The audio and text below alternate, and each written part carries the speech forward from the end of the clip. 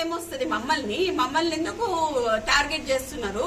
ఎందుకు కొండా సురేఖ టార్గెట్ చేస్తున్నారు? ఒక ఫైర్ బ్రాండ్ అయిన కొండా సురేఖ మాట్లాడట్లేదు అంటే మీకు అర్థమైతలేదా? ఎందుకంటే అంత ఈసడింపు చర్య జరుగుతుంది అక్కడ. మీరు ఎప్పుడన్నా గమనించారా కొండా సురేఖ మాట్లాడకుండా ఉండటం? ఈ మధ్య ఎందుకు మాట్లాడట్లేదు అని అంటే ఈసడింపు చర్యలు జరుగుతున్నాయండి. వచ్చి కన్నీళ్లు పెట్టుకుంటుంది ఇక్కడ. అట్లాంటి సిచ్యువేషన్ ఉంది రెడ్డి సామాజిక వర్గం గురించి. కొండా సురేఖ లాంటి సీనియర్ నాయకుడు మేడం, వయసు పీరియడ్ లో కూడా మంచి పేరు ఉన్నాం. ఇప్పుడు ఎందుకు అలాంటి పరిస్థితి రావచ్చు? అదే అండి, రెడ్లు వాళ్ళు మమ్మల్ని దొక్కడానికి, బీసీలను దొక్కడానికి రెడ్లు వాళ్ళు అందరు కూడగట్టుకొని కూర్చున్నారు. కూడగట్టుకొని కూర్చుంటే మేమేం చేయగలుగుతామండి? మేము బీసీలం కదా, బీసీలం ఏం చేస్తాం? ఏదైనా కూడా మేము రాహుల్ గాంధీకి దండం పెట్టి కాలు మొక్కి మేము అడగాలి. ఇక సార్ మరి మీరేమో బీసీలు అని అంటారు, మరి ఇక్కడ రెడ్ వాళ్ళు అందరూ మమ్మల్ని ఇట్లా చేస్తాను, మమ్మల్ని ఏడిపిస్తాను, మరి మేము ఏం చేయాలని అడగాలనా? మరి ఏం అడగాల? లేకపోతే రేవంత్ రెడ్డి కాళ్ళు పట్టుకోవాలనా? కాళ్ళు పట్టుకుని ఈ సైడ్ మాటలు మాట్లాడకండి అని మా అమ్మకి నేను చెప్పాలనా? ఏం చెప్పాలండి? చాలా బాధాకరంగా ఉందండి నేను మాట్లాడడానికి. ఇట్లాంటి మాటలు మాట్లాడడానికి నిజంగా చాలా బాధాకరంగా ఉంది. ఎందుకంటే మా అమ్మ ఫైర్ బ్రాండ్ అండి. ఫైర్ బ్రాండ్ అయ్యి ఉండి ఇవాళ తను ఎన్నిసార్లు కంటితో పెట్టిందో నాకు తెలుసు. డాక్టర్ గా నాకు తెలుసు. ఎందుకమ్మా ఫైల్ ఇయ్యవు అని నేను బోనమ్మా, నా ఫైల్ ఇయ్యలేను, ఆయన దగ్గర పోతే ఇటు ఎట్లా పడతావు అట్లా మాట్లాడతాడు అని ఉన్న మాటలు ఉన్నాయి. రేవంత్ రెడ్డి అండి ఏది పడితే మాట్లాడతాడండి ఆయన. మా అమ్మతోని అసలు ఆయన చక్కగా మాట్లాడిందే ఉండదు. ఇష్టం ఉన్నప్పుడు అండి. అంటే బీసీలు అంటే అంత చులకని భావం ఎందుకండి?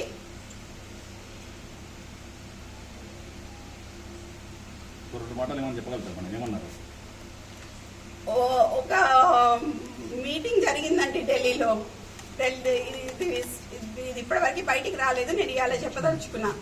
ఢిల్లీలో అందరూ ఖర్గే గారు ఉన్నారు, అందరూ మీటింగ్ జరుగుతున్నప్పుడు అందరు మంత్రులు ఉన్నారు, సీఎం ఉన్నారు, ఖర్గే ఉన్నారు, అందరు ఉన్నప్పుడు మా అమ్మ ఏం మాట్లాడింది అని అంటే, కొంచెం అడ్మినిస్ట్రేషన్ ప్రాబ్లం అవుతుంది, పిఏ మీకు అందజేస్తున్నాడో లేదా మాకు తెలియట్లేదు అన్న విషయం మాట్లాడగానే వెంటనే రేవంత్ రెడ్డి పక్కనున్న ఖర్గేకి హిందీలో ఇందుకే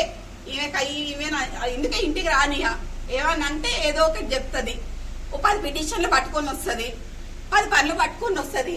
ఈ పని చేయంటది, ఆ పని చేయంటది, ఈ పని చేయంటది. మరి ఏడికి పోవాలండి? పని చేయొద్దా? ఎమ్మెల్యేలు మినిస్టర్లు పని చేయొద్దా? మా అమ్మ ఆ రోజు ఏడ్చిందండి. ఆ రోజు ఢిల్లీలో ఏడుస్తున్నా అప్పటిదప్పుడు పోయినా, ఢిల్లీకి ఫోన్ చేసి ఏడుస్తే అప్పటిదప్పుడు పోయినా. ఇప్పుడు జ్యోతి ఎవరున్నారు అక్కడ? జ్యోతి అది ఆ రోజు మా అమ్మతో పోయిన మనిషిని పిలిపిస్తారు. జ్యోతి ఆ రోజు ఢిల్లీలో అమ్మ ఏడ్చిందా? దేని గురించి ఏడ్చింది?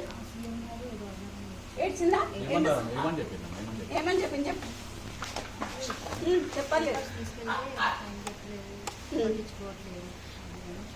గట్టి చెప్పమ్మా, కొంచెం లోడ్గా చెప్పండి. ఇంకా గట్టిగా చెప్పు. మా మేడం గారు పేపర్స్ అవి తీసుకెళ్తారు కదండి, పిటిషన్స్ తీసుకెళ్తారు కదా, పట్టించుకోరు. నేను అందుకనే పట్టించుకోను అని గట్టిగా హార్ష్ గా మాట్లాడిండాను. తర్వాత ఏడొచ్చి డాలీ శర్మ గారు కూడా వచ్చారు కదా, డాలీ శర్మ గారు కూడా వచ్చి మమ్మల్ని మా అమ్మని అది చేసి వెళ్ళారండి. డాలీ శర్మ వచ్చి కాసేపు కూర్చొని దాన్ని అది చేసి వెళ్ళారు. బీసీలను దొక్కుతున్నారండి, బీసీ లీడర్లని మా నాన్నని మా అమ్మని దొక్కడానికి ట్రై చేస్తున్నారు. ఇప్పుడు ఎక్స్ట్రాషన్ కేసు అని చెప్తున్నారు. ఎక్స్ట్రాషన్ కేసు అని చెప్పి వినిపిస్తాలని అంటగడుతున్నారు. ఈ అంటగట్టుడు ఏదో మా నాన్నకి ఆర్మ్స్ యాక్ట్ కింద మా నాన్నని తీసుకొద్దామని ట్రై చేస్తున్నారు. నాకు డౌట్. ఆ డౌట్ లో మాత్రం మా నాన్నకి కానీ మా అమ్మకి కానీ ఎటువంటి హాని జరిగినా మాత్రం దానికి పూర్తి బాధ్యత రేవంత్ రెడ్డి